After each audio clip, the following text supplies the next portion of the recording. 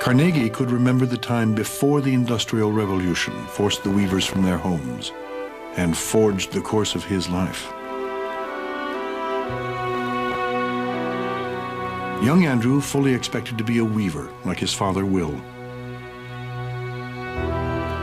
He lived in a humble cottage at the foot of town, down the hill from the high street.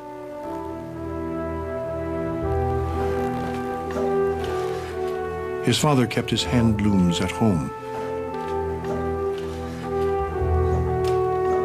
When Andrew was a little boy, Will's linens were in demand, and he owned 4 looms.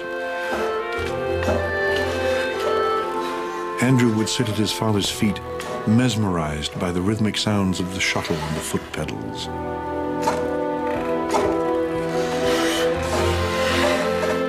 But the Industrial Revolution changed that. The steam-powered looms that came to Dunfermline in 1847 put hundreds of hand-loom weavers out of work. As Will Carnegie began to sell his looms one by one, Andrew's mother, Margaret, held the family together. She opened a small shop in the front room of their cottage, where she kept a kind of grocer's shop. And she worked all the hours that God gave her mending shoes in order to keep the family in food, in respectability, and in clean collars, which was very important to her. She wants to achieve affluence, and she wants to be regarded as the equal of anyone she chooses. And the dwindling of the family income bit by bit as the Industrial Revolution ate up the Carnegie sources of income, and the selling of the bases of their wealth was a business of slow growing shame for Margaret Carnegie. The boy would have been extremely conscious of this. Andrew would feel the pressure of his mother's shame, as well as the preference she showed his younger brother Tom. The boys lived in one room with their mother and father. Margaret provided for them in that bitter winter of 1848, when hundreds of their neighbors went to bed early to forget the misery of hunger.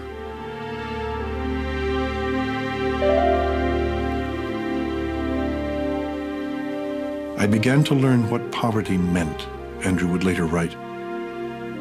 Dreadful days came when my father took the last of his webs to the great manufacturers, and I saw my mother anxiously awaiting his return.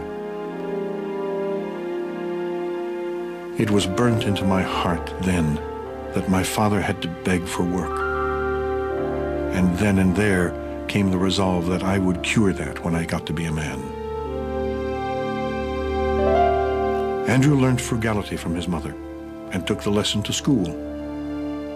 One day his teacher asked her pupils to recite a proverb from the Bible. What Andrew said and gave as a proverb was what his mother had told him. Look after the pennies and the pounds will look after themselves.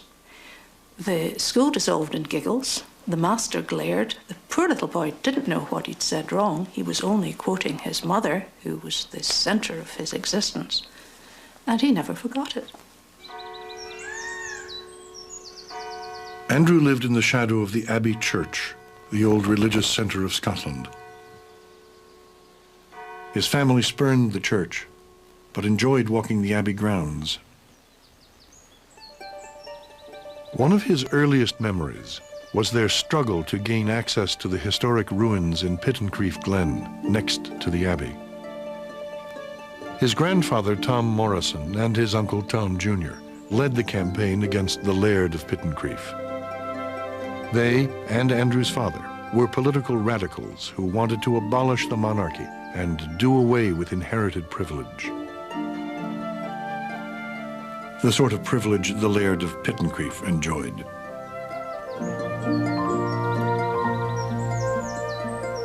From the Abbey grounds, Andrew could peek into his 60-acre private park, which was as near to paradise as anything he could imagine.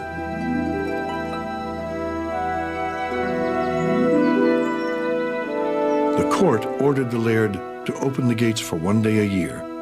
Then children could explore the wonders of the glen.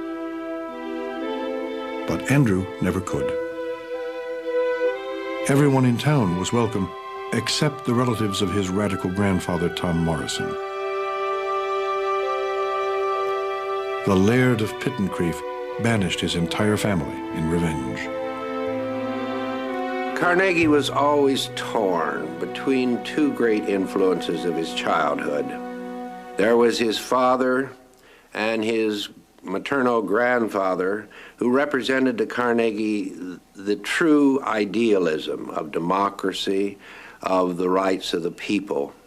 But there was also the dominating force of his mother, aggressive, materialistic, determined to get at the top. And so throughout Carnegie's life, and this is what gives it interest, is this internal tension between preserving the idealism of his forebears, but determined to get to the top. For Andrew's mother, getting to the top meant moving up the hill to the high street, where the respectable shopkeepers lived, like George Lauder, who had married her sister. But after the disastrous winter, that was impossible. She organized the family to move, not to the high street, but to Pittsburgh, where two other sisters lived. She auctioned the household belongings. She auctioned the remaining loom, which brought almost nothing. She had to borrow the last 20 pounds for the passage to America.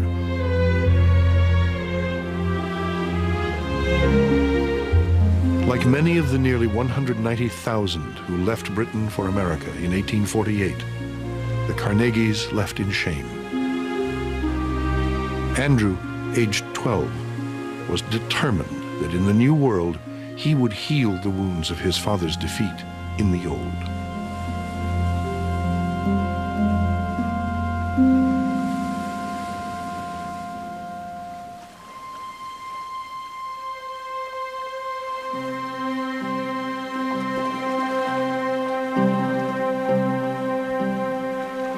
When the Carnegies arrived in Pittsburgh, they found an iron manufacturing center enveloped by slimy rivers and befouled by smoke.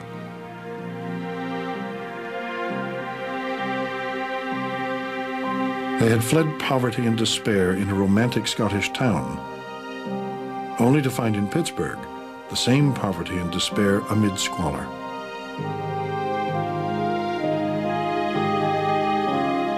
They settled in a neighborhood called Slabtown, where Margaret's sister rented them 2 small rooms in her house on Rebecca Street.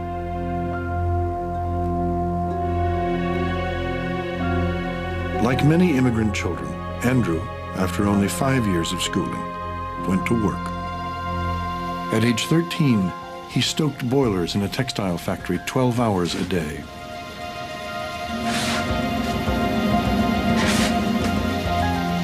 The job gave him nightmares. He would bolt up in bed, seeing the steam gauges falling too low to provide power, or rising so high he feared the boiler would explode. He could not wait to escape the world of furnaces. His chance came with an innovation that was transforming America, the first instantaneous long-distance communication. In 1849, Carnegie entered the world of what he called tamed lightning as a messenger boy in a telegraph office, determined to get to the top. One of the first things that he did was to memorize every street in downtown Pittsburgh. Once he had delivered a telegram to a particularly important businessman, he never forgot that face, so that when he would see that individual on the street, he would say, "Good morning, Mr. So-and-so." It's an opportunity for him to ingratiate himself, but also he's in and out of the Pittsburgh business establishments. He's privy to the information that they're transmitting. He learns who the important people are in Pittsburgh business. He knows what kind of people they are. He learns about their credit rating. He learns about their reputations. And this is typical of his ability to seize on the moment, to seize the opportunity.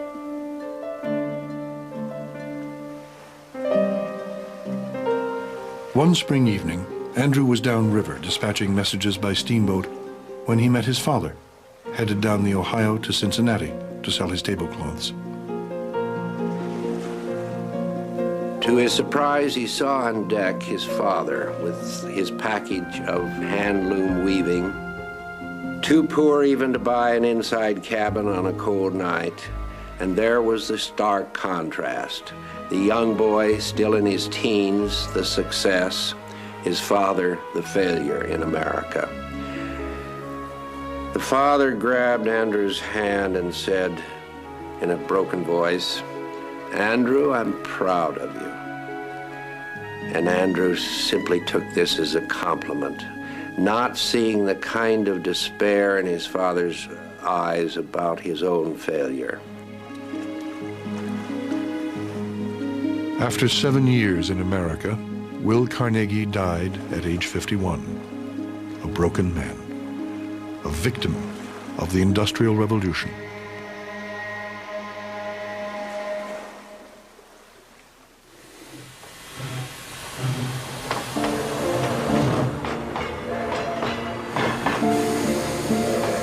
Andrew's career was just beginning.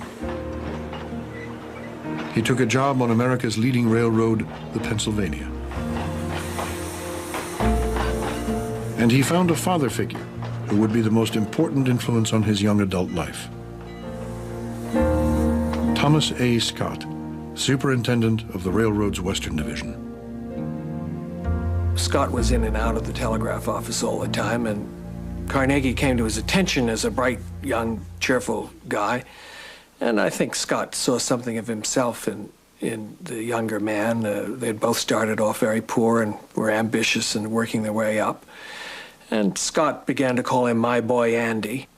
And when he got the chance, he hired Andrew to be his own telegrapher and assistant at the princely sum of $35 a month. Carnegie got a $10 raise and a chance to ride the railroad. For a 17-year-old, it was irresistible. He preferred to ride with the engineer. And he adored his new boss, Tom Scott. All the hero worship that is inherent in youth, he would write, I showered upon him. With Scott's help, Carnegie began to learn the complexities of railroads, which had become America's biggest businesses.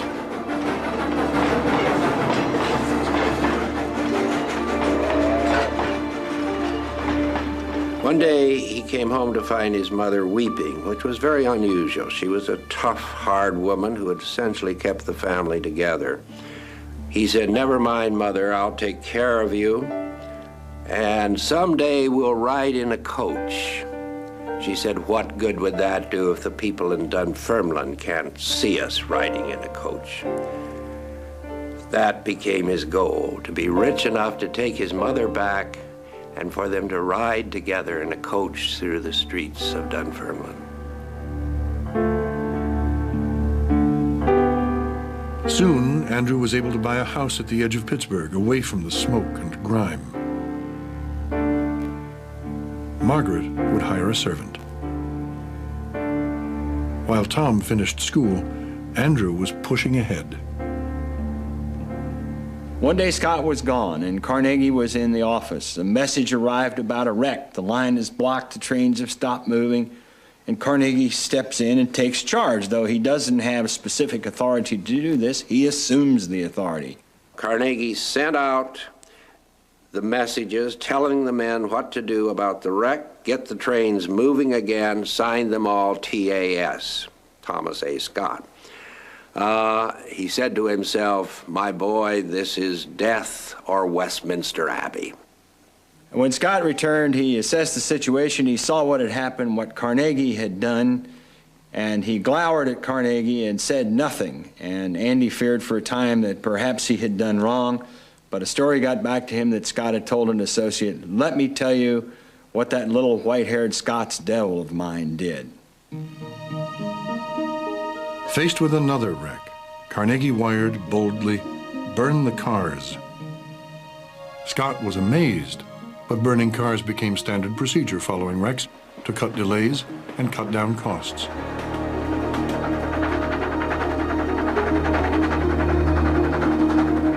Carnegie worked with Scott to develop bigger cars, bigger locomotives, longer trains to carry bigger loads, all to cut costs. They were the first to keep telegraph stations open around the clock. The first to keep trains moving 24 hours a day.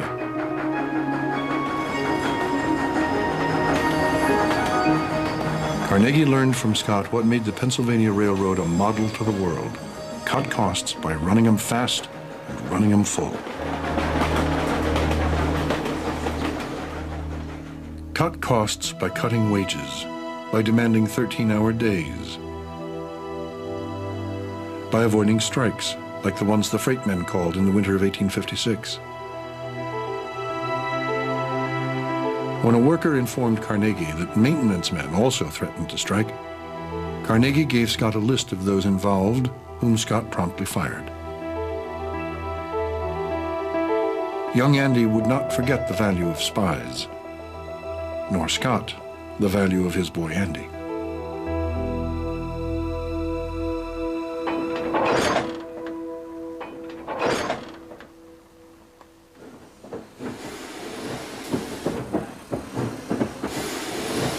As the railroad expanded west, Scott taught Andy how they too, in an era of unregulated business, could make a profit along the tracks.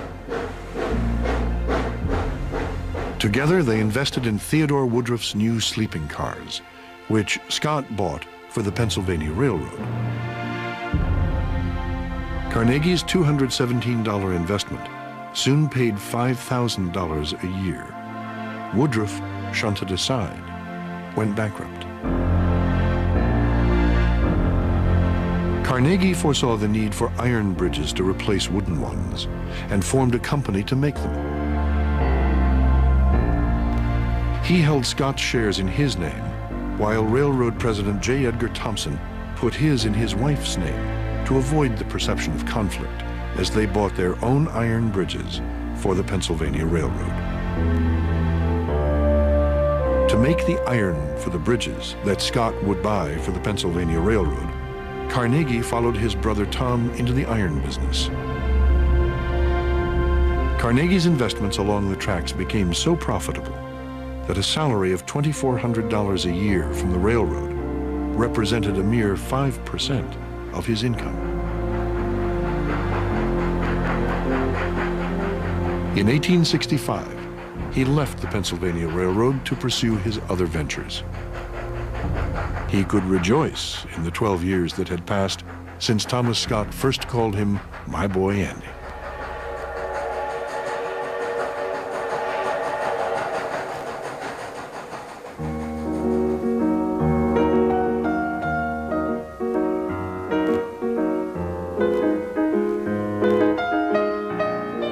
Along with his mother Margaret, Andrew, still a bachelor, moved to New York. They took a suite at the St. Nicholas, New York's most fashionable hotel.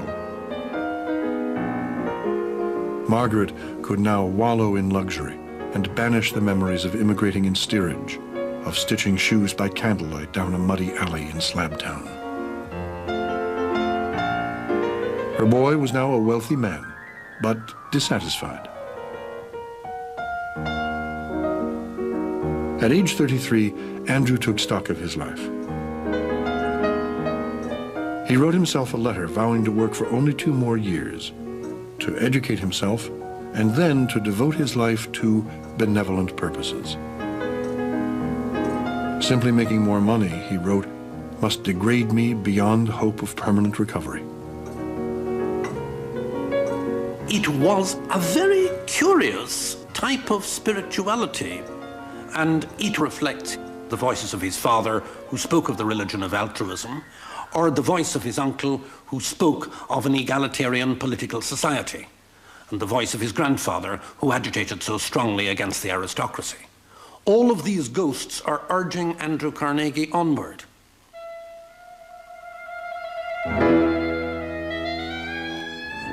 Carnegie had moved to New York at the beginning of the Gilded Age, marked by the fortunes of an emerging industrial elite.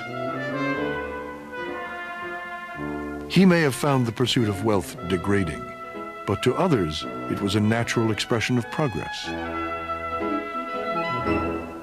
English philosopher Herbert Spencer was gaining popularity, justifying the survival of the fittest in the free market jungle.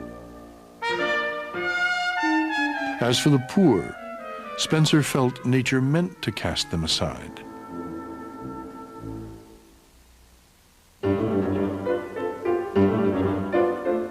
Carnegie encountered these ideas in New York's literary salons as he prepared for a life of good works. Light came in as a flood, he wrote, and all was clear. He reduced 30 volumes of Spencer's writings to what became his motto, "All is well since all grows better," and the simple phrase, "upward and onward." His self-doubts seemed to vanish. Spencer told him that it was a scientific fact that somebody like him should be getting to the top, that there was nothing unnatural about it, wrong about it, evil about it. From that point of view, it's clear that the ghosts of his family's egalitarian origins, Spencer seems to be helping him to clear that away. So he's very grateful to Spencer. Spencer, in a sense, puts ghosts to flight.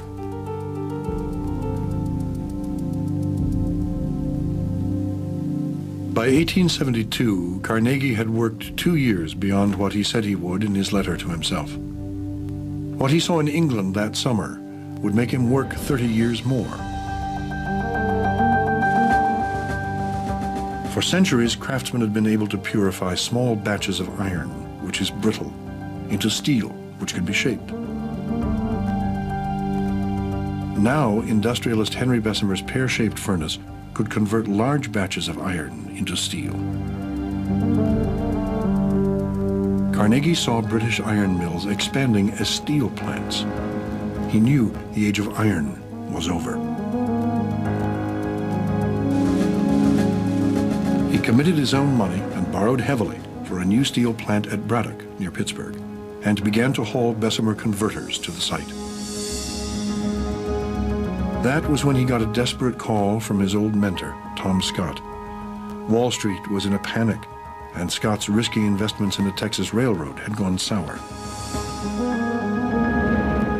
Carnegie was extremely successful, and Scott felt that his old protege would be able to help him out.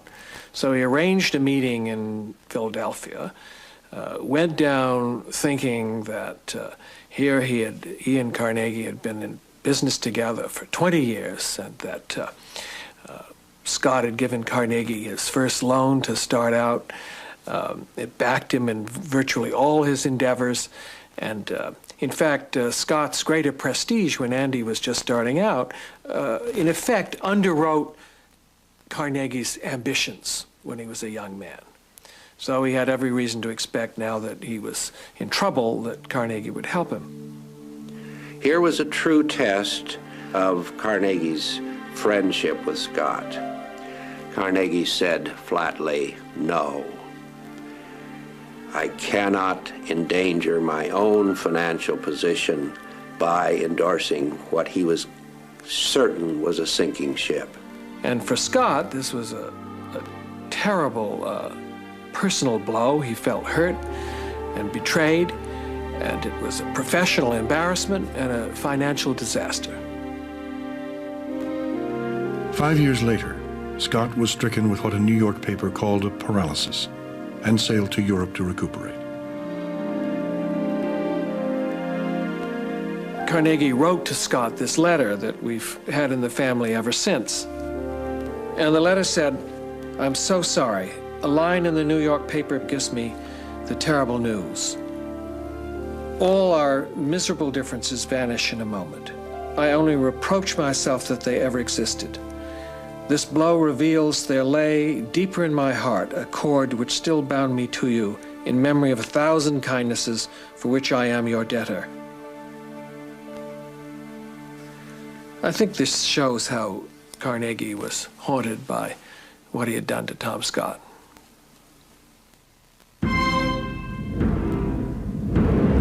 All my capital was in manufacturing, Carnegie would explain. But the regrets and protests came later. At the time, in 1873, Carnegie simply slammed the door on Scott and on his own past life. He was looking forward to the opening of his huge new plant at Braddock, looking forward to the age of steel.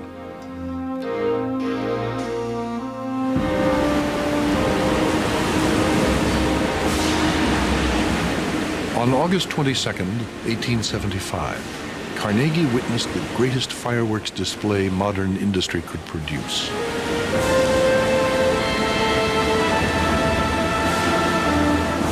Blasts of air burned out impurities in his molten iron, and a silver-white liquid, steel, was poured into waiting molds that would form ingots, ingots that would be rolled into rails. With calculated flattery, Carnegie named his plant the Edgar Thomson Works for the president of the Pennsylvania Railroad. It was known as E.T. His first order was 2,000 steel rails for the Pennsylvania Railroad.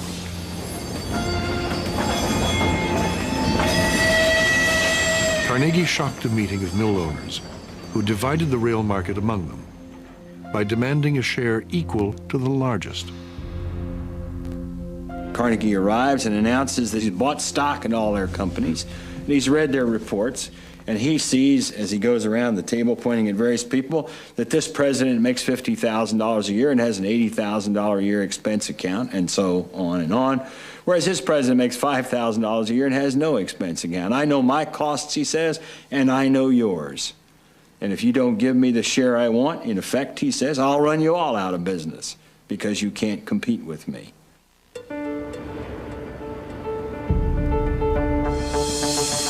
Carnegie knew his plant was efficient and his approach unique. His competition would eye profits.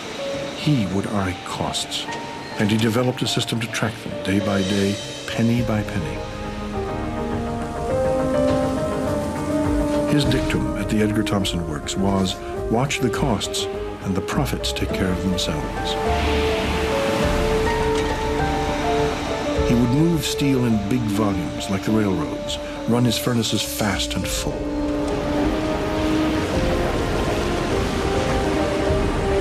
Data on costs and volume were wired to Carnegie in New York.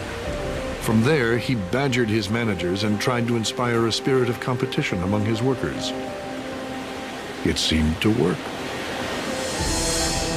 All you had to do was pit one furnace against another.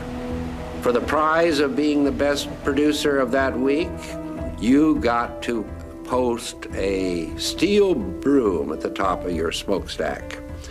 And the men actually got into the spirit. It was part of the competitive spirit of America. And when one plant would triumphantly say, "We broke all records this week," Carnegie's response was, "What about next week?" The new record raised next week's quota. If a manager or work crew fell behind, they would be fired. Competition was a driving force, but it drove the workers 12 hours a day, 7 days a week. The only holiday they got was the 4th of July. The efficiency of the plant, so important to Carnegie, reduced workers to unskilled tenders of machines, easily replaced, often dehumanized.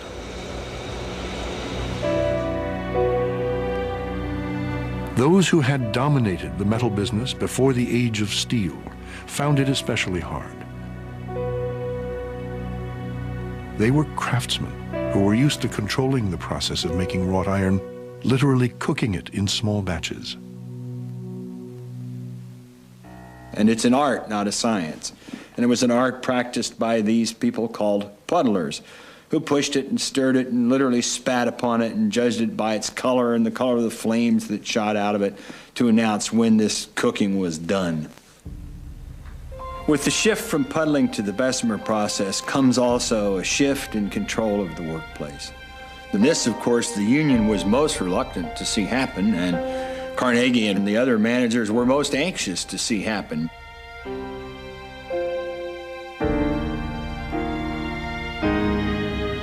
From the moment E.T. opened, workers and their unions battled Carnegie for livable wages and control of the shop floor. A decisive battle would come in a matter of years.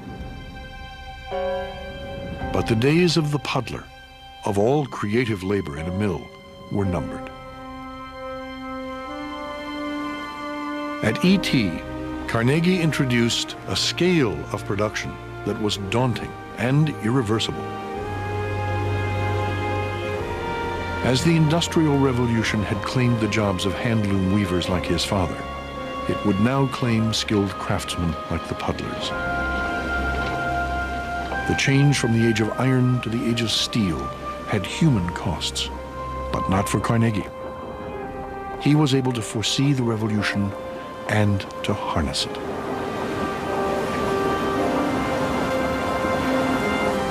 I think Carnegie's genius was, first of all, an ability to foresee how things were going to change. Once he saw that something was of potential benefit to him, he was willing to invest enormously in it. If he was told by one of his mill managers that a plant that they had built or a department in the plant that they had built was not operating as efficiently as they hoped it would or they thought it would, his answer would be to simply rip it out. Rip it out and start all over again, because he wanted to have the most efficient kind of operation. I think for other businessmen at the time, this just didn't seem to be good business practice at all. And I think that they regarded him as someone who was very audacious, who was very reckless in what he was doing, and I think for a long period of time probably felt that he was doomed to failure.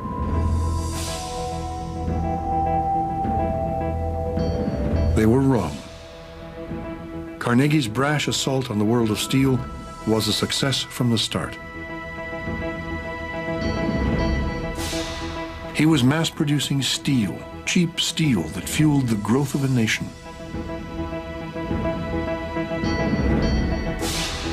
Three years after E.T. opened, Carnegie got the contract to supply the structural steel for the Brooklyn Bridge. A minister at the dedication remarked on the metal that built the bridge. Steel, he declared, is the chiefest of modern instruments, the kingliest instrument of peoples for subduing the earth.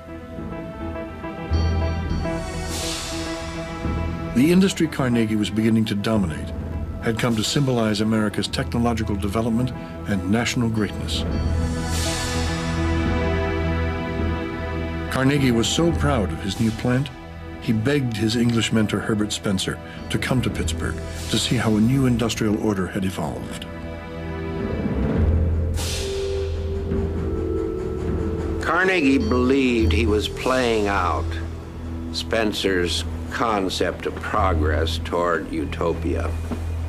And he finally succeeds in getting Spencer to come to visit Pittsburgh, and Spencer saw what Carnegie thought was the industrial utopia as the kind of nightmare of late 19th century industrialism. Spencer said 6 months residence in Pittsburgh would be justification for suicide.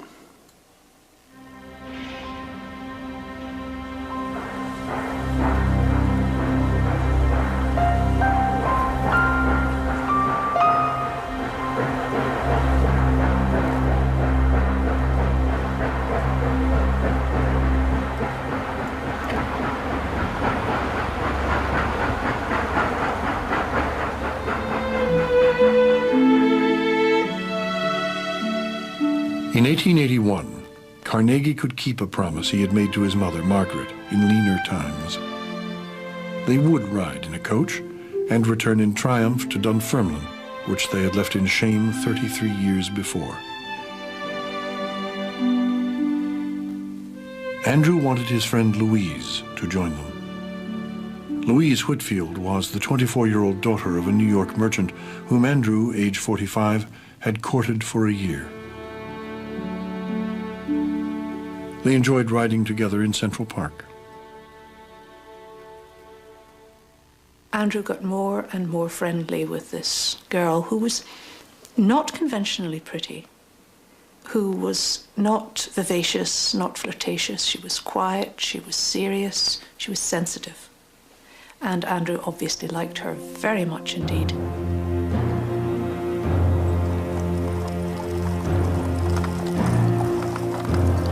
But it's a bit iffy if a bachelor invites a young lady to go on such an expedition.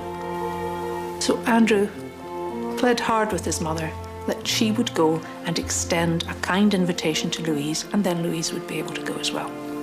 So Mrs. Carnegie put on the best black silk and went to see Louise and her mother. And Louise's mother wasn't sure when Mrs. Carnegie extended a rather terse invitation. And she said, "Well, if it was your daughter, do you think this would be suitable?"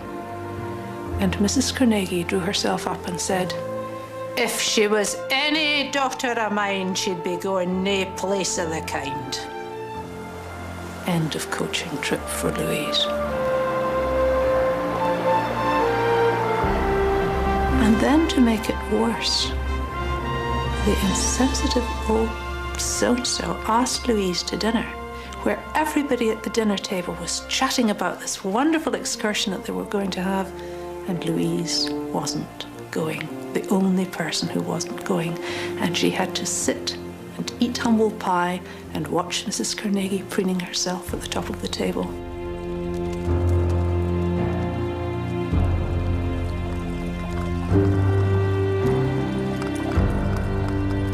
When the spires of the Dunfermline Abbey Church came into view, Margaret Carnegie could share her excitement with Andrew alone.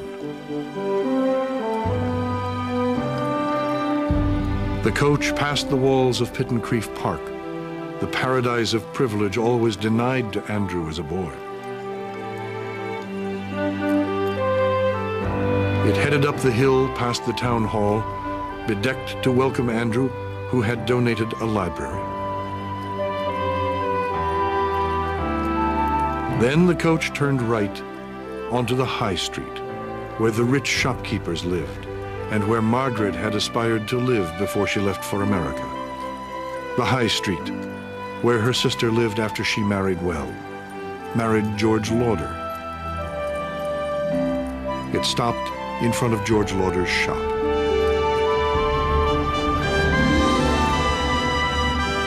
Andrew was at the reins, and Margaret was up on top, dressed in her best black silk. Up on top, where all Dunfermline could see her.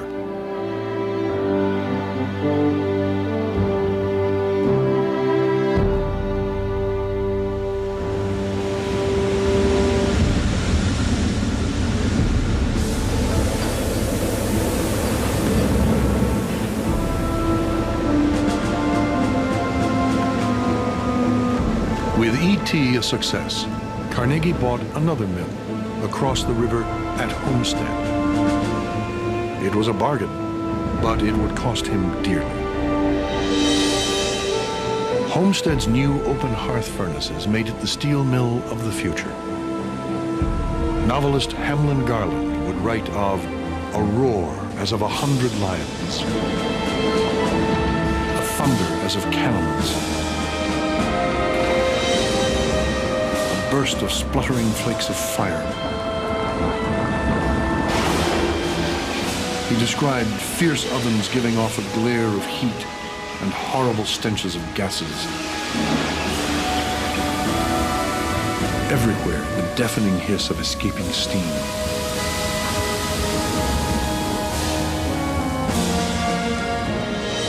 I saw men prodding in the deep soaking pits, where ingots glowed in white-hot chambers.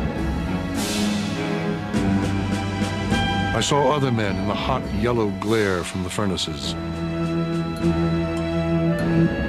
It was a place into which men went like men going into war for the sake of wives and children, urged on by necessity. A man works in peril of his life for 14 cents an hour. Upon such toil rests the splendor of American civilization.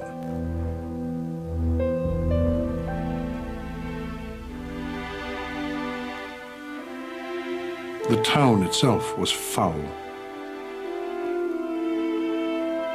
Garland wrote of great sheds out of which grim smokestacks rose with a desolate effect, like the black stumps of a burned forest of great trees. The New York Weekly Tribune noted Homestead's lack of sewers and drainage.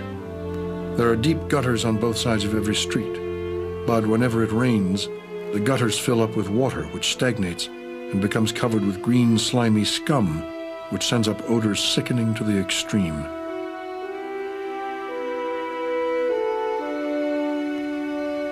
This was home to thousands. The English speakers with the skilled jobs lived on the hill. They could look down on those they called the hunkies, the Slavs and Hungarians who did the dirty work and lived in the cluttered alleys by the tracks behind the mill.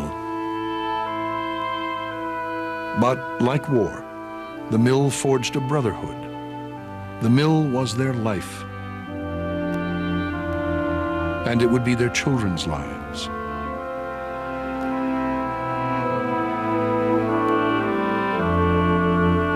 There is a fascination about the mill, a sociologist wrote, against which even unwilling mothers find themselves helpless to contend. Something else made Homestead unique. Workers ran the town, and through their unions, they helped run the mill. The strikes, which had forced the former owners to sell to Carnegie on the cheap, would now be his problem.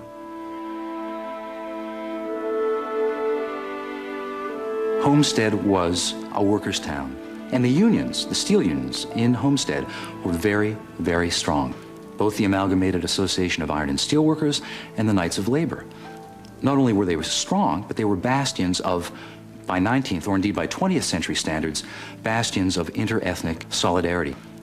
And there were a number of workers who had come to Homestead from the greater Pittsburgh area who were distinguished by their commitment to a certain kind of labor politics that made Carnegie and his colleagues quite uncomfortable.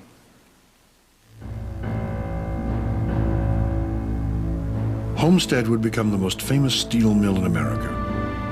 Famous for what its workers made: the structural steel for America's first skyscrapers, the armor plate that transformed the Navy from hulls of wood to world-dominating hulls of steel, and famous for what happened when its workers clashed with Andrew Carnegie.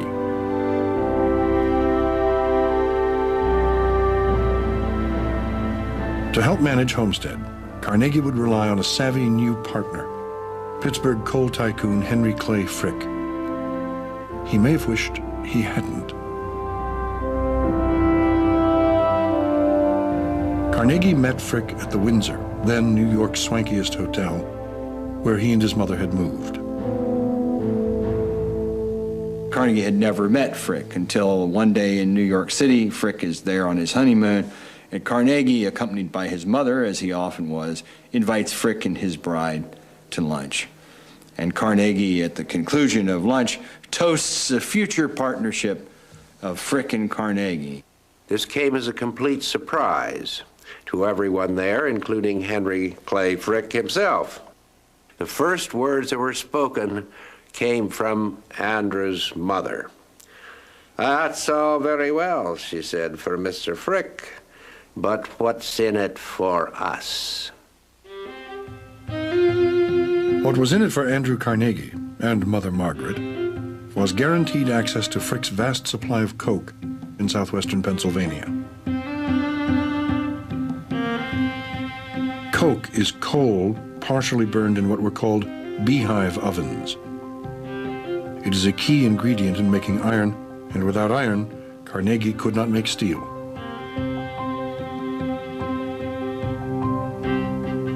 Henry Clay Frick was the very model of an American Gilded Age capitalist, driven by money and power. He started with a $10,000 loan, and after 10 years of 18-hour days, by age 30, he was the undisputed king of coke. Carnegie had bargained for a supply of coke. He got an extra dividend, a manager who would become his chief executive and make him the richest man in the world. Frick had what Carnegie himself called an absolute genius for management. But he also shared a long-range vision of rapid technological change, and I think of building an empire of business that was very, very important to Carnegie. Carnegie had been fighting with his brother and fighting with other partners over the years over this whole issue of technological change. No one else was willing to go as aggressively or as rapidly as Carnegie was willing to. And finally with Frick, he found a man that shared that kind of vision. Their first venture together was an attack on a new mill upriver at Duquesne. It was a masterpiece of business deception. When the Duquesne Works opened in 1889, it began to beat Carnegie at his own game. Innovative technology that cut costs and threatened his markets.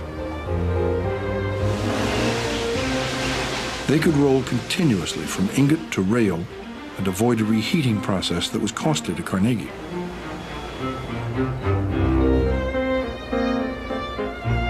Carnegie, who was very worried and very concerned about this level of competition, decided to circulate a note to the various railroads, warning them not to use the steel from the Duquesne Works because it lacked what he called homogeneity. Now, nobody in the Carnegie Mills had any idea what this thing, homogeneity, was. None of the people in the railroads had any idea what the term homogeneity meant. But it sounded good. I mean, it sounded like this was something that was important. And so the railroads were scared off of buying this new kind of a steel process. Carnegie had convinced the railroads that rails made at Duquesne were defective. Within a year, Frick scooped up the Duquesne Works for Carnegie.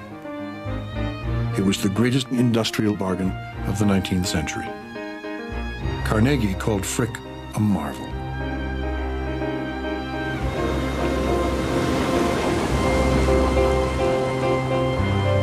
Carnegie and Frick promptly introduced at their other mills the same process they had warned against at Duquesne. Letters warning of lack of homogeneity promptly ended. Frick was proving his worth. In his first year as Carnegie's chief executive, profits nearly doubled.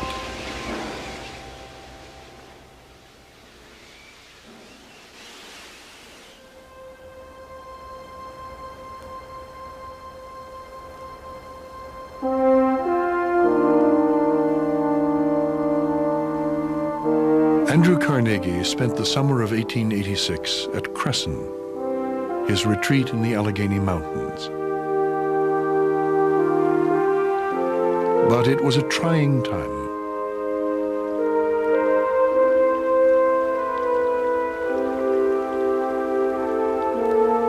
He would leave Cresson often to visit his brother Tom, bedridden in Pittsburgh.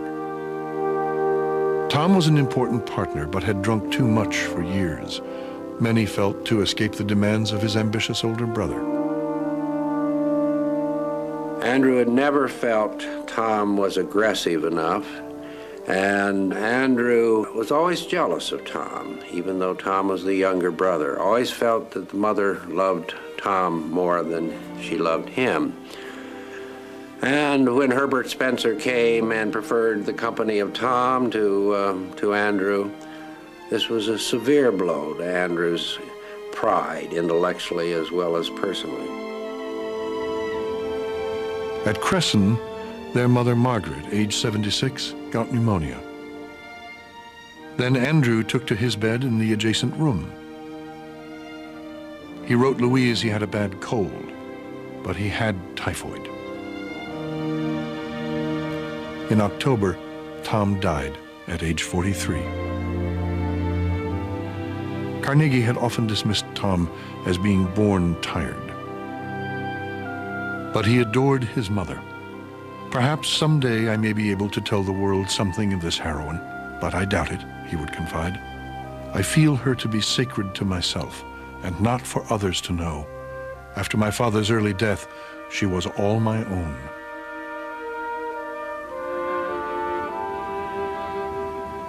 In November 1886, while Andrew was still ill, Margaret Carnegie died.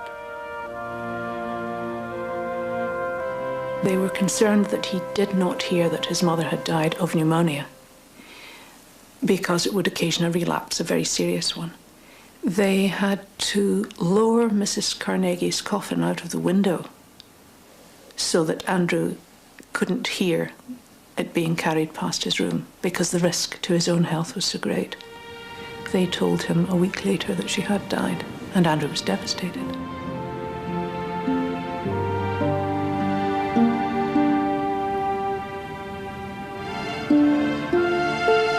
In late November, Andrew wrote Louise, "Today, as I see the great light once more, my first word is to you. I am now wholly yours. I live in you now. Till death, Louise, yours alone." 5 months later, Andrew Carnegie, age 51, married Louise Whitfield, age 30, in a private ceremony. "He is so much more thoughtful in little things than before we were married," Louise wrote her mother from their honeymoon in Scotland.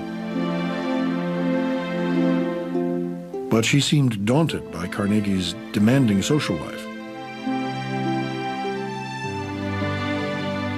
"We are in a whirl, nothing but a rush. I begin to realize how important it is for a woman not to have any wants or wishes of her own." The suppression of her desires, so evident in 5 years of courtship, made possible a happy marriage. But there was one feeling that Louise could not suppress forever. As an older woman, she confided that Margaret Carnegie had been the most unpleasant woman she had ever known.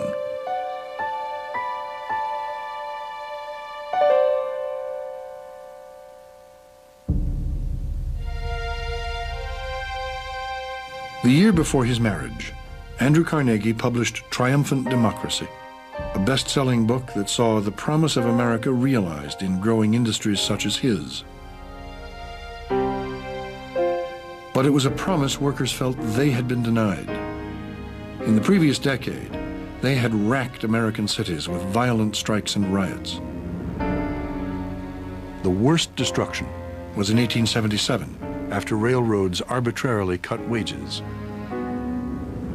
Strikers in Pittsburgh burned 2,000 freight cars on the Pennsylvania Railroad, which served Carnegie's plants. Workers nationwide were unleashing their frustration at feeling trapped in the new industrial order that the railroads had forged and that Carnegie had come to symbolize.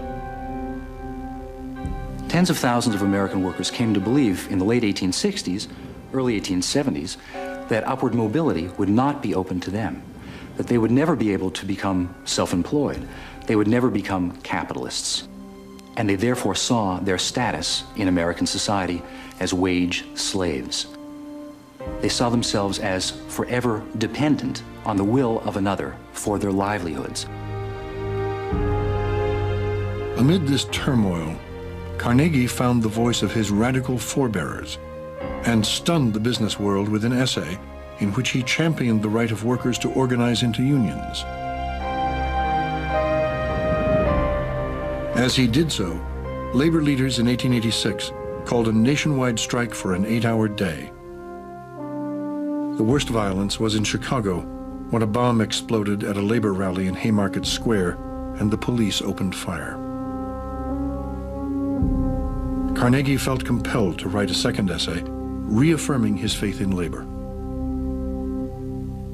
But he said there is a temptation for violence, and that should never be forgotten.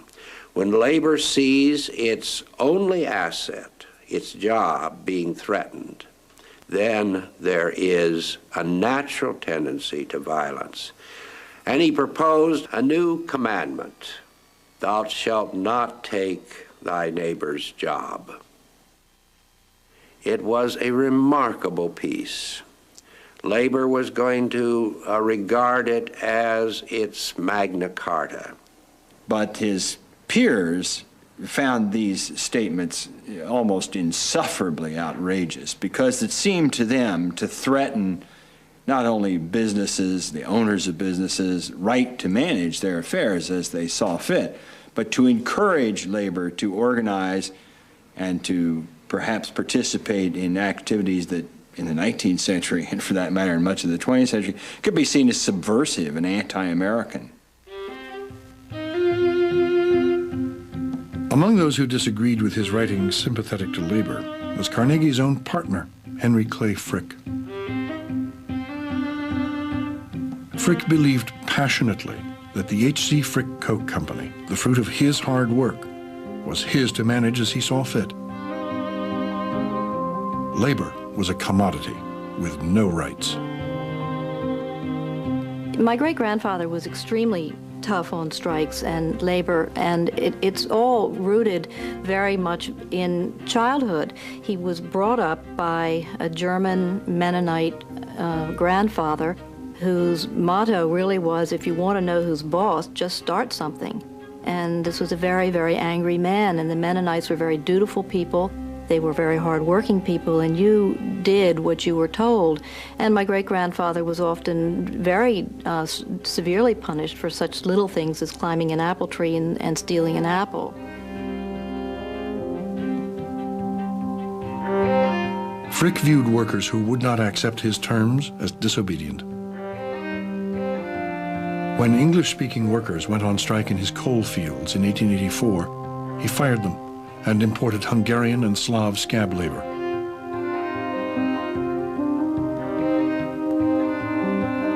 When another strike over wages loomed in 1887, Frick organized all the coke companies to stand firm. The strike closed the coke works and cut off the supply of coke to Carnegie's mills. Frick's normal response to such a situation was to defy labor absolutely, refuse its demands, tough it out. But by this time, Frick no longer owned a majority interest in his own company. The Carnegie partners owned a majority share of the Frick Coke Company. Because times were good, because Carnegie Steel could sell all the steel it could make, Carnegie instructed Frick to grant the union its demands and settle the strike.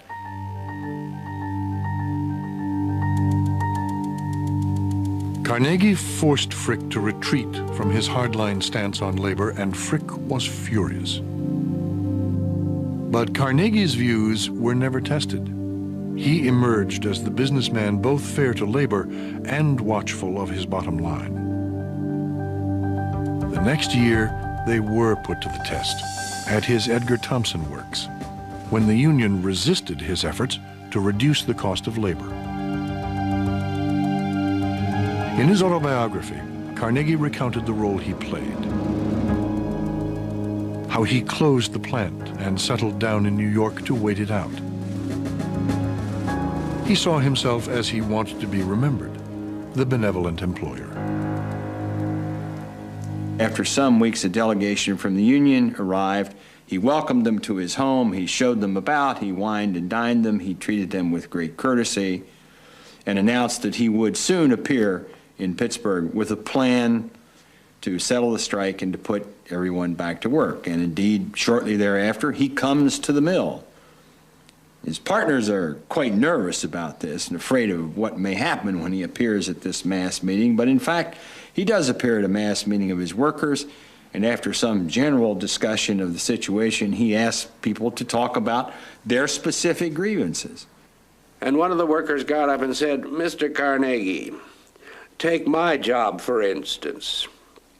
At which time Carnegie, with his ready wit, said, "Mr. Carnegie takes no man's job." This broke the ice. The whole hall roared with laughter. And that was the key to the whole situation. The meeting breaks up in an atmosphere of mutual joy and love, and shortly thereafter, the contract is signed, giving Carnegie essentially what he wanted. In Carnegie's fairy tale ending, everything turned out all right. He passed his test with flying colors. He remembered in his memoirs the idealistic Carnegie who settled the dispute without violence. What he neglected was the Carnegie determined to get to the top. by starving workers into submission, by casting aside his idealism and destroying their union.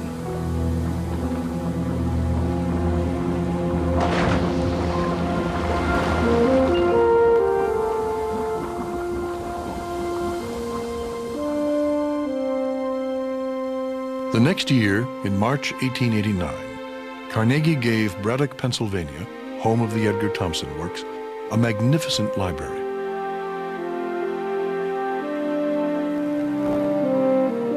It was more than reading rooms. It was an elaborate community center with a music hall and athletic facilities.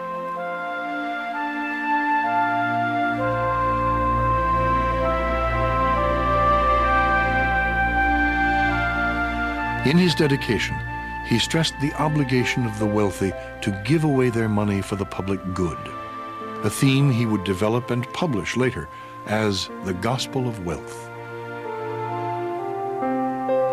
He called the library a testimony to his partnership with the workers of Braddock, and he suggested that soon he would build a library in Homestead, but only on the condition that the workers in Homestead would become his partners. Only, he meant, if the workers at Homestead would give up their affiliation with their trade unions.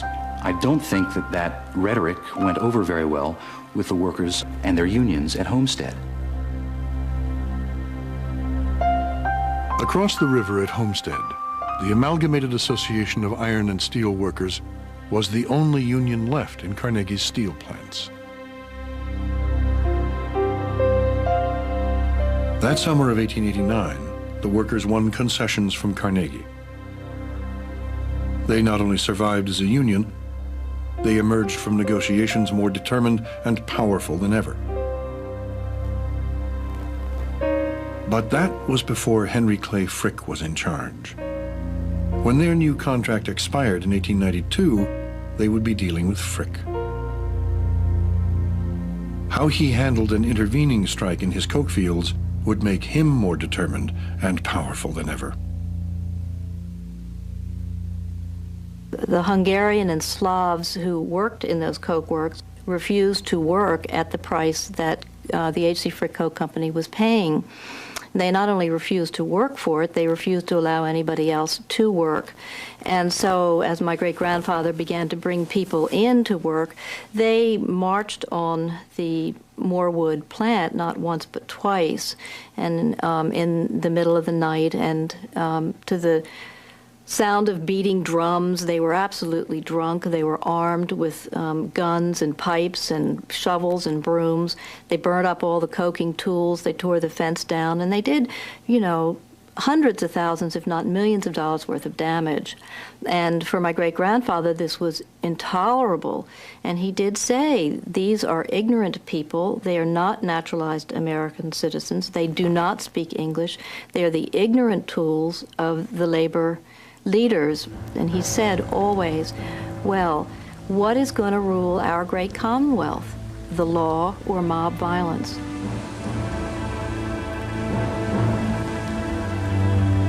The law sided with the property owner. With the help of the Pennsylvania militia, Frick reopened his coke ovens after 3 months of guerrilla war. The skirmish at his Morewood plant left 7 strikers dead. Frick cabled an associate in Chicago, "This will likely have a good effect on the riotous element up there." The striking Hungarians and Slavs were replaced by Italians, protected by a private police force, the Pinkerton Guards. Frick broke the union. This time, Carnegie did not interfere.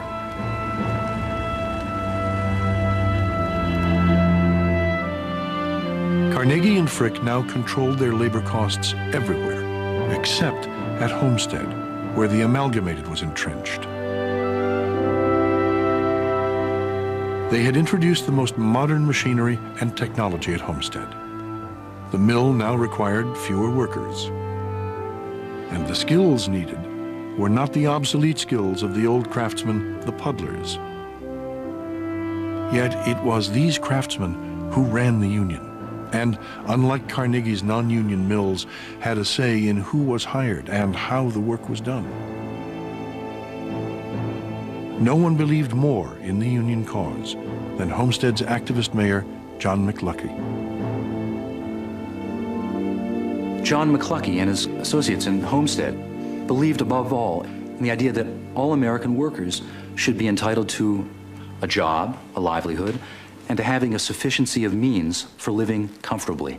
They believed that this was an essential American right, and that individuals such as Carnegie couldn't be allowed to continue to accumulate wealth unfettered, untrammeled, and that the power, the wealth that the Homestead Steelworks represented, and the power and wealth that Carnegie had over the lives of ordinary workers such as McLuckie and his associates was tyranny. It was a step backward, not a step forward.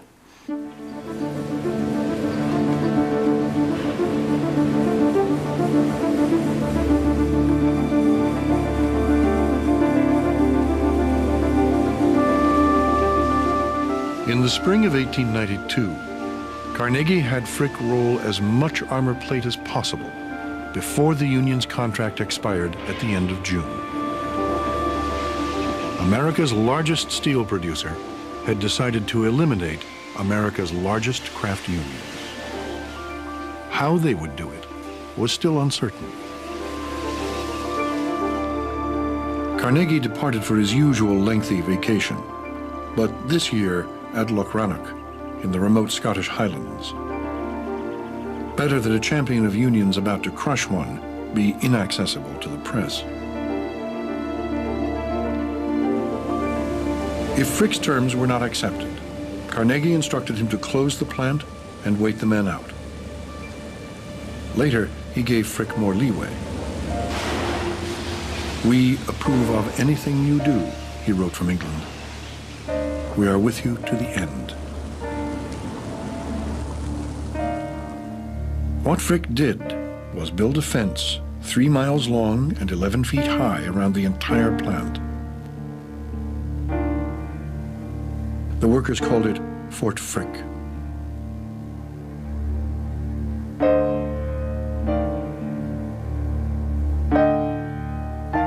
On June 25th, Frick announced the company would no longer negotiate with the union, but only with workers individually.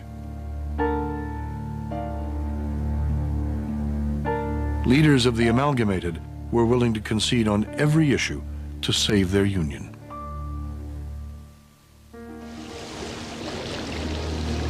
They tried to reach Carnegie in Scotland, the Carnegie who took no man's job, but could not find him. "This is your chance to reorganize the whole affair," Carnegie wrote Frick. "Exact good reasons for employing every man. Far too many men required by amalgamated rules."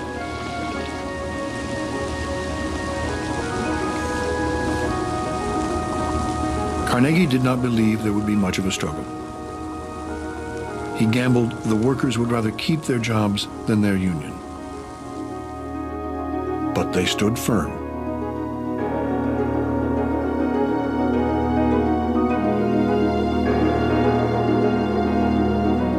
At the end of June, Frick began closing down his open hearth and armor plate mills. He locked out 1,100 men. On July 1st, the remaining 2,400 went on strike. The furnaces that roared like 100 lions were quiet. The mills that thundered like cannon were still. Frick planned to open on July 6th and replace union workers with a non-union workforce.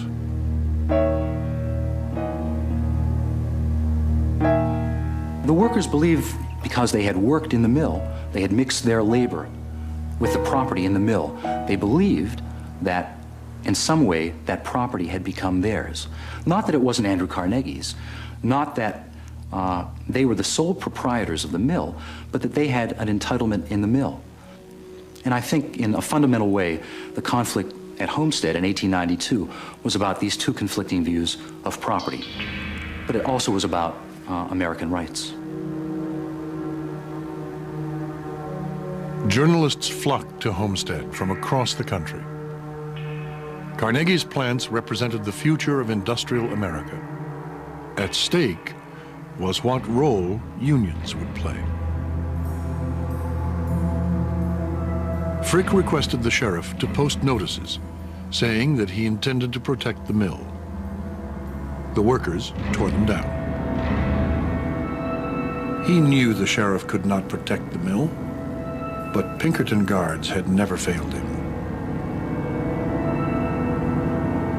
Once again, Frick called upon industrial America's hired guns.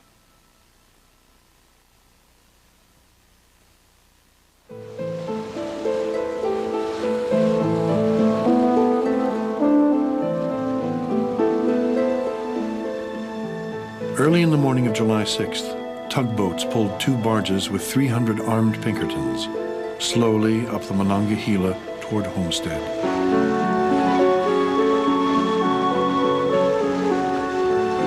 The town stood solidly behind Mayor McLuckie. "We do not propose that Andrew Carnegie's representative shall bulldoze us," he told the workers. "We have our homes in this town. We have our churches here and our cemeteries. We are bound to Homestead by all the ties that men hold dearest and most sacred. The Carnegie Company has imported men of all nationalities in other places.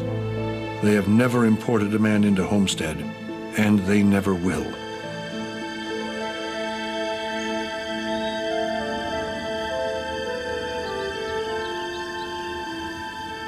It was daylight in Scotland. Carnegie returned to the Central Highlands from nearby Aberdeen, where he had dedicated a library to wild applause. He was eager to test a new fly in the trout streams.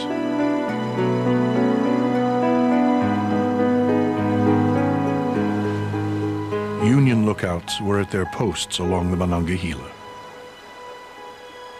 A Pittsburgh journalist wrote that at about 3 a.m., a horseman riding at breakneck speed dashed into the streets of Homestead, giving the alarm as he sped along.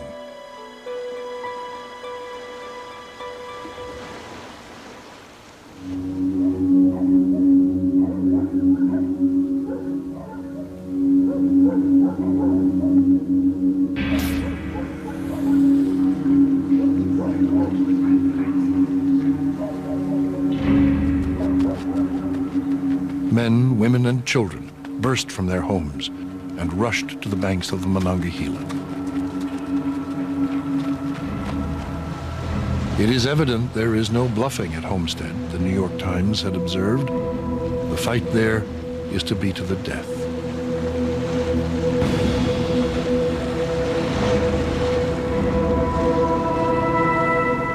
Shortly before sunrise, the barges landed near the pump house.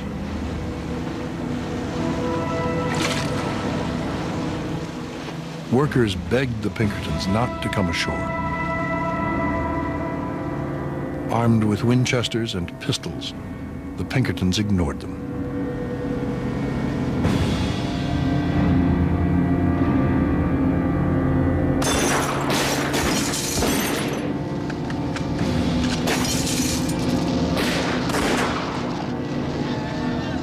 No one knows who fired the first shot.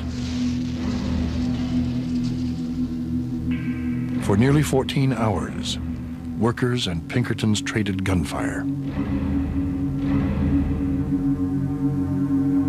The strikers set a freight car on fire and rolled it down the tracks at the barges. They tried dynamite and pumped oil into the river to set it on fire.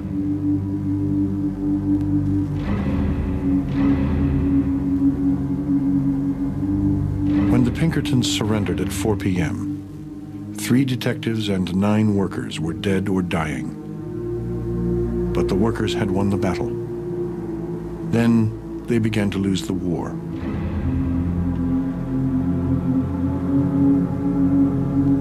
Union leaders promised safe passage but could not control the mob. Enraged workers and their wives made the Pinkertons run the gauntlet.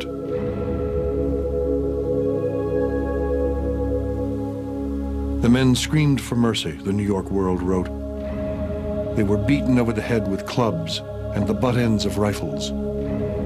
You could almost hear the skulls crack. And when they finally escaped, it was with blood in streams rushing down the backs of their heads.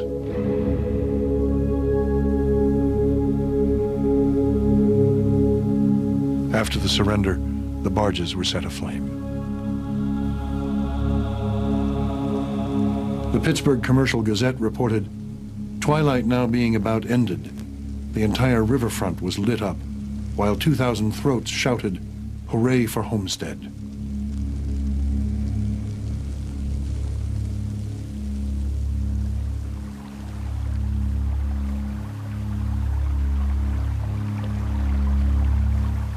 Carnegie cabled Frick from Scotland, "Never employ one of these rioters.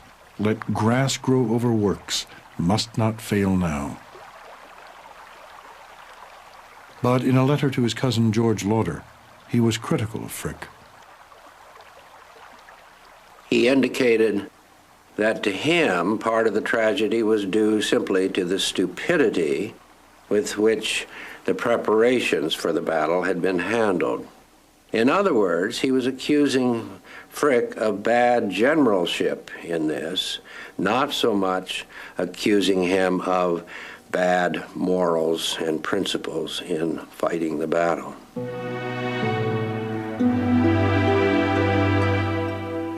At Homestead, the workers continued to protect the plant, what they thought was their plant. They were certain the Pinkertons would be arrested, surprised when they were put on a night train for their protection. When the workers refused to surrender the plant to the sheriff, the governor of Pennsylvania sent the militia to reclaim the mill for Carnegie Steel.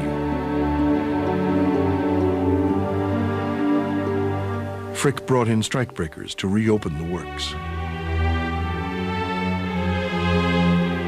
The strikers' fortunes suffered another blow when Alexander Berkman, a Russian anarchist, unconnected to the Union, tried to assassinate Frick on behalf of the working people. He fired 2 bullets into Frick's neck and stabbed him 3 times. After Berkman's attack, a carpenter was on top of Berkman, and he had a hammer in his hand, and he was going to bash Berkman's head in. And my great-grandfather said, and at this point he's got the 2 bullet wounds in his neck, he's really bleeding to death, and knife wounds, blood all over the floor and down his legs. He says to the carpenter, "Don't hit him, leave him to the law. Don't hit him, leave him to the law." So they take Berkman away. In the meantime, my great-grandfather suddenly got up from his desk. This was after the surgeons had dug the bullets out without any anesthesia. Then he gets up and he goes back to his desk and he completes his entire day's work and business. Writes Carnegie, "Don't bother, don't come home. We'll fight the strike out even if it kills me."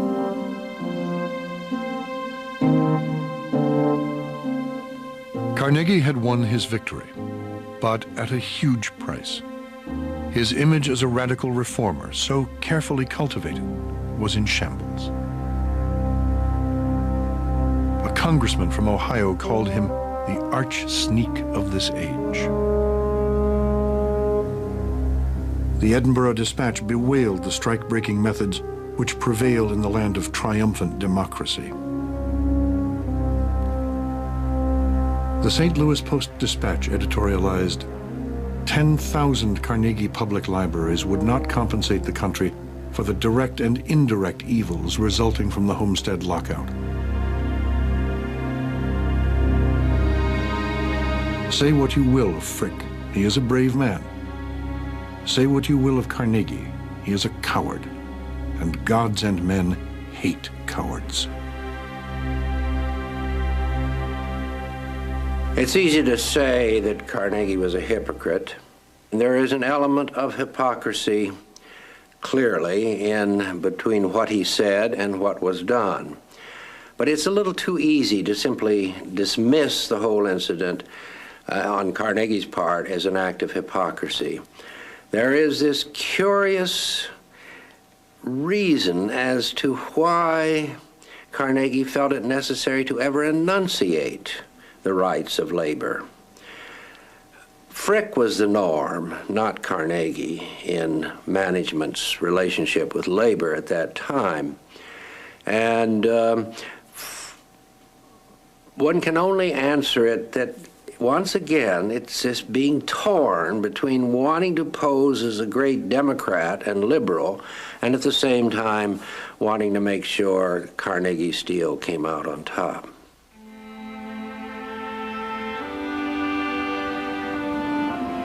As Christmas approached, 1,800 men were out of work. Their leaders would be blackballed in the steel industry for the rest of their lives. There would be no steel workers' union for 45 years. They lost their jobs, their homes, everything. Hungry men and their families had to stand outside the plant and watch what the Pittsburgh press called a lost paradise. If you look forward to a happy Christmas, not having put forth a helping hand, your turkey ought to choke you.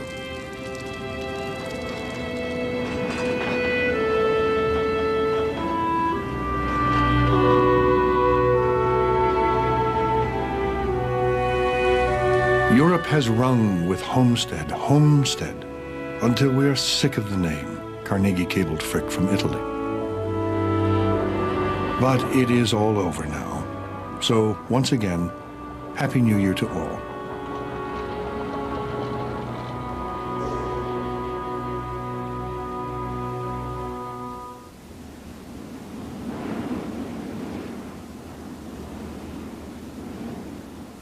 The year of the battle at Homestead was the year Henry Clay Frick moved back to Clayton, his elegant Victorian mansion refurbished to reflect his status as chief executive of Carnegie Steel.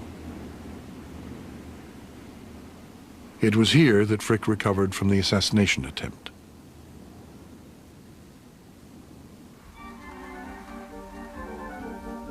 Carnegie stayed with the Fricks at Clayton that winter.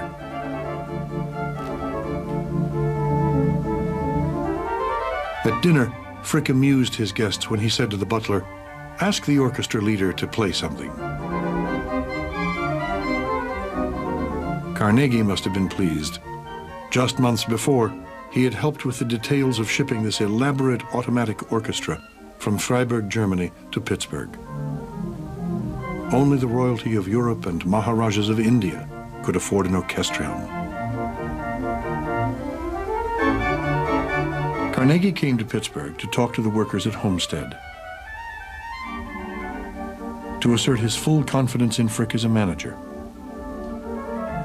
But the surface civility hid a growing tension. Homestead had taken its toll on Frick.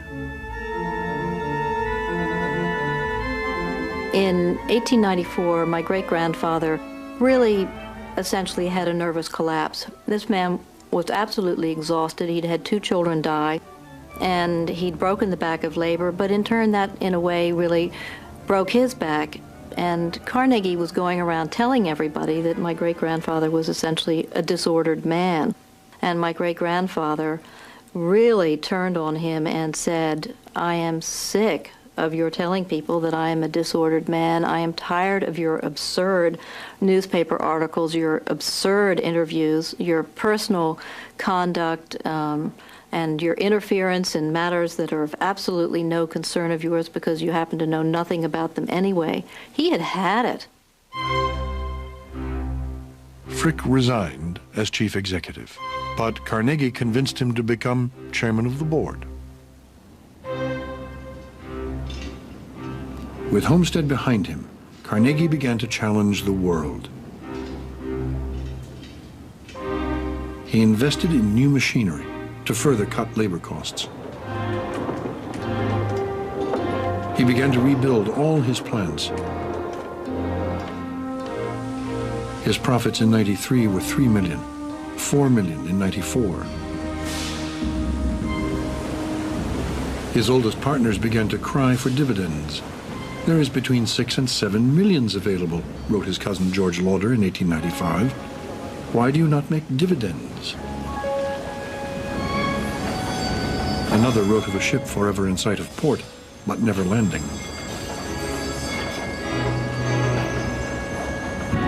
Brother Tom's widow began to write asking for her share. There were no dividends because Carnegie continued to reinvest the profits. He secured a vast supply of cheap iron ore in the Mesabi Range in Minnesota. Invested in lake boats to bring the ore through the Great Lakes. Built his own railroads to haul the ore from the shores of Lake Erie to Pittsburgh.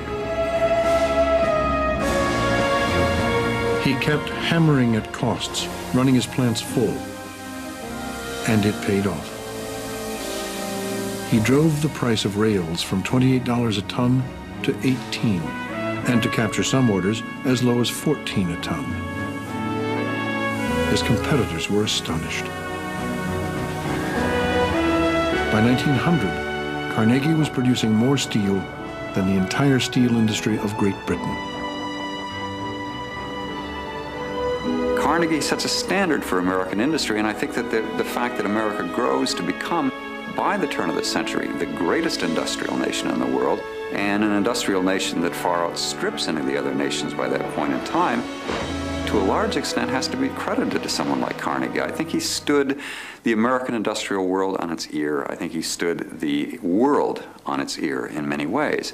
And so that he introduced into America and into the world a whole new way of doing business, a whole new way of making products, and stamped this on the American industrial scene very indelibly. For decades to come, the effects of low-cost steel would ripple across America and spur the growth of a middle class.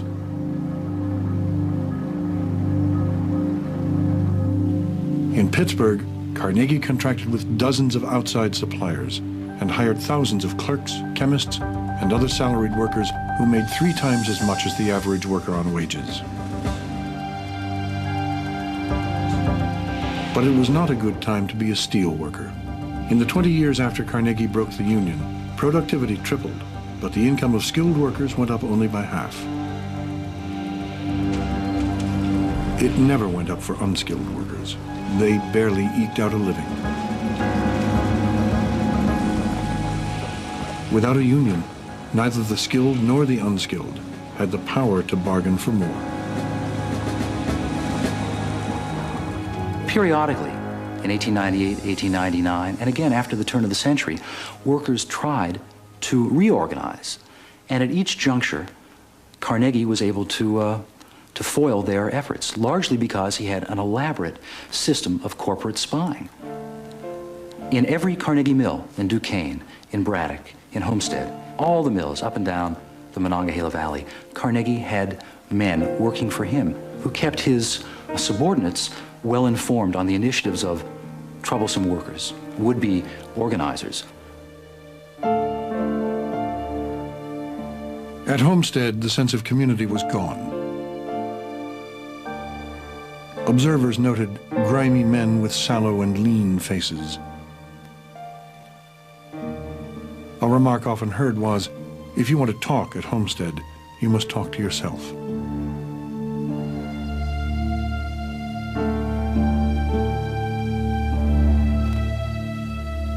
Carnegie saw none of this when he returned to Homestead on a rainy day in 1898 to dedicate a library.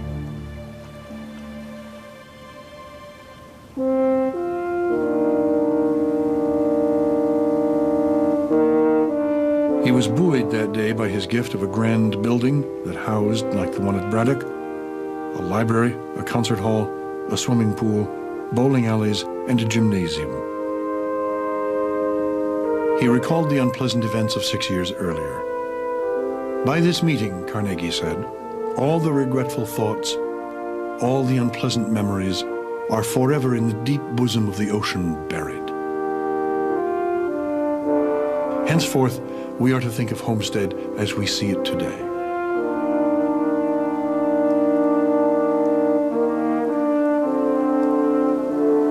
But years later, writing his autobiography, Carnegie revealed that the unpleasant memories still floated to the surface. Nothing in all my life, before or since, wounded me so deeply, he wrote. No pangs remain of any wound received in my business career, save that of Homestead. I don't think Carnegie was ever able to acknowledge his responsibility for Homestead. He had a very convenient memory. He became convinced that he was unavailable, could not have been contacted, events were taken out of his hands, that he didn't know about Homestead until it was all over. He became convinced that had he known, he would have insisted that no Pinkerton guards be brought in. He became convinced that it was a totally unnecessary tragedy and that he had been one of the victims just as much as the workers.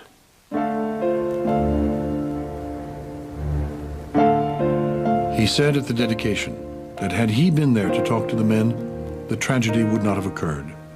It was a swipe at Henry Clay Frick. The tension of 20 years came to a head 2 years later in 1900, when Frick tried to raise the price of Coke. Carnegie was furious and ousted Frick from the board.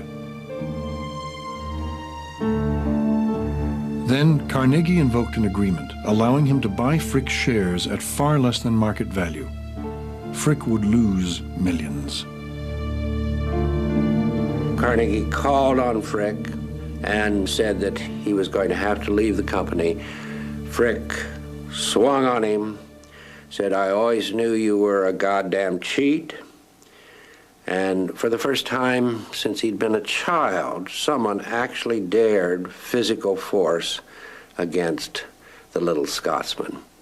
My great-grandfather said, "I have known for years you are nothing but a goddamn thief," and we will see what the courts of Allegheny County have to say about this. Frick sued Carnegie for the market value of his shares. The Clash of Steel Kings was the greatest private lawsuit in the history of the country. It forced open the books of a closely held partnership, and the press had a field day. Frick was out, but he walked away with $31 million. He was the only person to ever challenge Carnegie and win.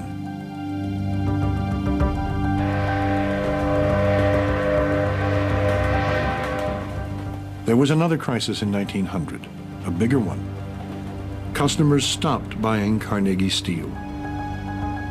40,000 tons of steel used to fashion rods, tubes, and nails were canceled by the finishing plants. Financier J.P. Morgan was buying up the finishing plants and building his own furnaces. He was mounting a major challenge to Carnegie. Carnegie had no doubt that he could compete with Morgan's steel firms, and in fact that he could drive them out of business, and he had every reason to believe this. He knew that Morgan's firms couldn't match his costs. They were inefficient. They didn't have the kind of technology that Carnegie's plants had. They had a lot of stockholders to pay dividends to. They had a lot of borrowed money to pay interest on. They simply could not compete with Carnegie Steel. It is a question of survival of the fittest. Carnegie wired his board. He was confident that within 5 years, 10 at most, he could eliminate Morgan and the world of steel would be his. But he was almost 65. He wanted to spend more time with Louise and their daughter Margaret, and he wanted time for a life of philanthropy. Carnegie stood where few men have, on the edge of total triumph in his field. But he wondered whether to take the next step. The choice for Morgan was simpler: buy Carnegie out or be crushed. He attended a dinner in New York that was a tribute to the chief executive who replaced Frick, Charles Schwab. Schwab wanted Carnegie to sell, and unknown to Carnegie, approached Morgan after the dinner. Morgan was interested, if Carnegie would sell. Schwab went to Mrs. Carnegie, who was even more eager than Schwab to get Carnegie out of business. Homestead had been a very severe blow to her as well as her husband. She wanted him to start practicing his gospel of wealth full scale. And so it was Mrs. Carnegie who suggested to Schwab that he discuss this whole issue with Carnegie on the golf course. When Carnegie was the most relaxed and most happy about things, she also suggested to make sure that Andrew won the golf match. Schwab approaches Carnegie on the golf course and suggests that Carnegie consider a sale. Carnegie tells him to come back the next day. When he gets there, Carnegie hands him a piece of paper on which Carnegie has listed the components of the total price for which he's willing to sell Carnegie steel. Schwab carries this to Morgan. Morgan takes one look at it and says, "I accept this price." Morgan paid $480 million and joined Carnegie's mills with his own to create the United States Steel Corporation. That was that, Carnegie's biographer wrote. The biggest sale in American industrial history, consummated with all the formality of an errand boy's taking a shopping list to a corner grocery store. Morgan suggested that Carnegie come down to his office on Wall Street and shake hands on the deal. Carnegie wrote back, "It is just about as far from Wall Street to 51st Street as it is from 51st to Wall." Morgan ventured uptown.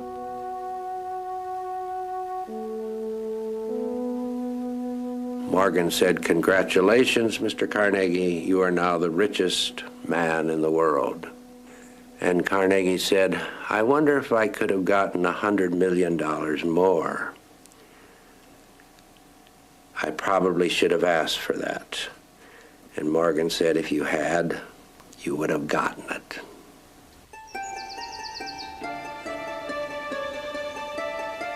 Carnegie would soon become the new Laird of Pittencrieff. He bought the park, then gave it to Dunfermline for everyone to enjoy. Carnegie called this gift the most soul-satisfying one he ever made. In all, he gave away $350 million. When he could not give it away fast enough, he created the Carnegie Corporation in New York to give it away for him. He then devoted his energies to world peace.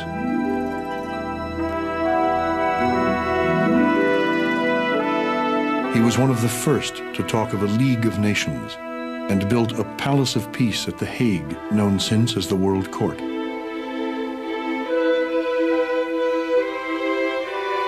He foresaw the era of symmetry and began to lobby world leaders, especially Kaiser Wilhelm, whose ambitions for Germany were inflaming tensions in Europe. He offered to pay for Theodore Roosevelt's African safari if Roosevelt would meet the Kaiser on his way home. "I have written the president that the big game he should bag when relieved from office are the rulers of the world," Carnegie wrote to a Scottish friend. Carnegie flooded Roosevelt with advice on how he should tell the Kaiser that the mission of ensuring peace rested upon him.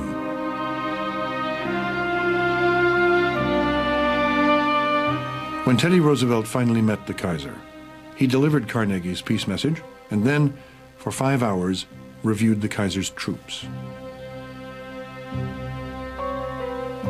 In 1913, Carnegie recounted his own meeting with the Kaiser and how he hailed him as our strongest ally in the cause of peace.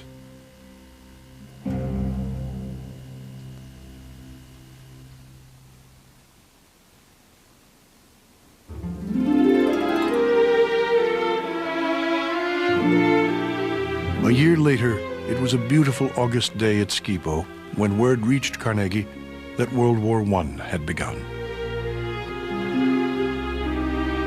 He had just finished his autobiography. The last chapter recalled his efforts to ensure world peace.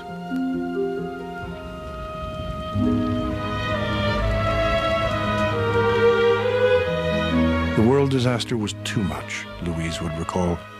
His heart was broken. Civilized Europe was not moving onward and upward, but plunging downward into hell.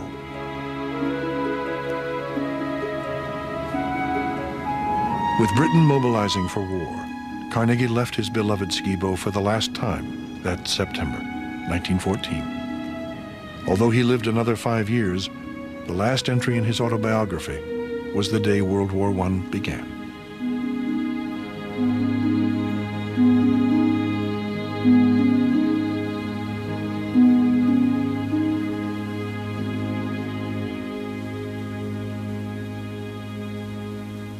In his later years, the story goes, Carnegie sent a messenger down Fifth Avenue to the mansion of his old partner, Henry Clay Frick. Carnegie had not seen Frick since the lawsuit and wanted to meet again and tidy up the past. Frick would not let him get away with it. The message came back from Frick, "Tell Mr. Carnegie I'll meet him in hell where we are both going."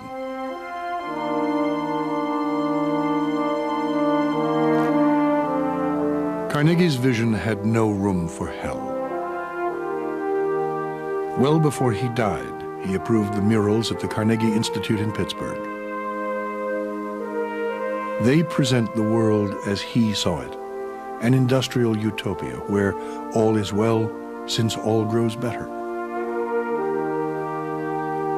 It is a world of idealized steel workers, engaged in noble toil and enveloped in smoke, of powerful blast furnaces, of engines running fast and running full, everywhere smoke, rising to form heaven itself. Dominating the scene is a knight in black steel armor, rising higher and higher, onward and upward. It is Carnegie's fairy tale, where everything turns out all right.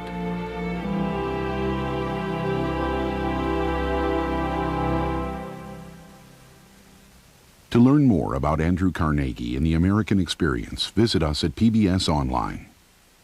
Take a ride on the railroad that made Carnegie his first fortune.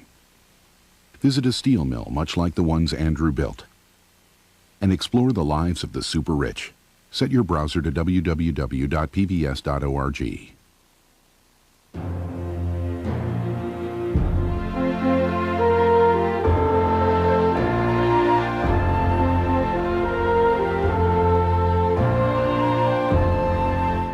Coming up next, Charlie Rose reflects on the president's past 4 years with guests Tom Friedman, Howell Raines, Mickey Cantor, and others here on WQED.